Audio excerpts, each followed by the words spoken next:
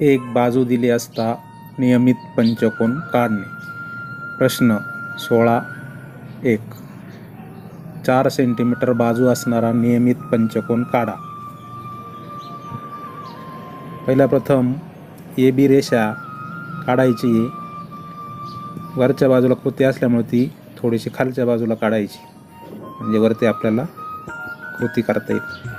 A B रेषा जी आहे ती दुभागायची आहे. ए बीच्या निम्म्यापेक्षा जास्त अंतर घेऊन दुभागण्याची कृती आपण करून घ्यायची.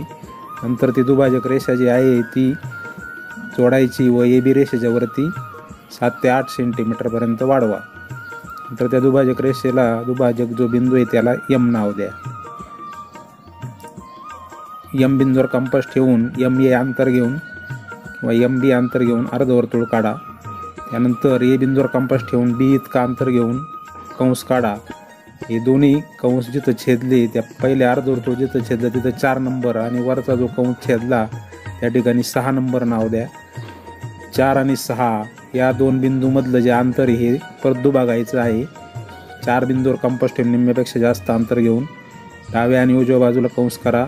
6 नंबरवरून त्याच अंतराने त्याला छेदा आणि ती दुभाजक रेषा काढा. तो आपल्याला मिळेल 5 नंबरचा बिंदू. त्याला 5 नंबर नाव द्यायचं आहे. आपल्याला पंचकोन काढायचं आहे म्हणून 5 नंबरचा उपयोग आपण करणार आहोत. 5 ए इतका अंतर घ्यायचं आहे आणि वर्तुळ काढायचं आहे. ते वर्तुळ ए बी रेषेतून बिंदूतून आपल्याला गेलेलं दिसेल.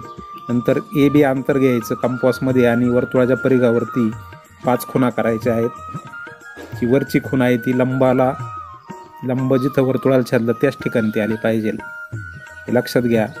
आणि हे 5 बिंदू जे आहेत ते जोडायचे आहेत.